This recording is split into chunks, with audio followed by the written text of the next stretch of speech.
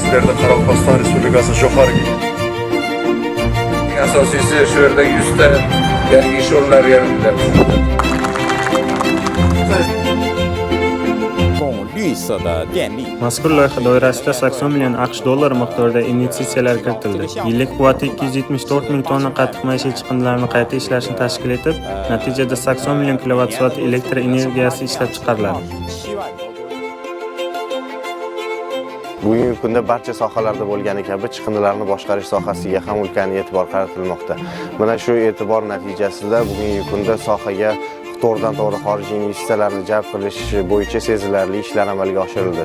Qoraqalpog'iston Respublikasida Xitoy Xalq Respublikasining CSET kompaniyasi tomonidan qattiq maishiy chiqindilarni yoqish hisobiga elektr energiyasi ishlab chiqarish investitsiya loyihasiga tamal toshi qo'yildi. 100 ta yangi ish o'rinlari yaratiladi. Atmosferaga tashlanayotgan issiqxona gazlarining sezilarli qisqarishiga erishiladi.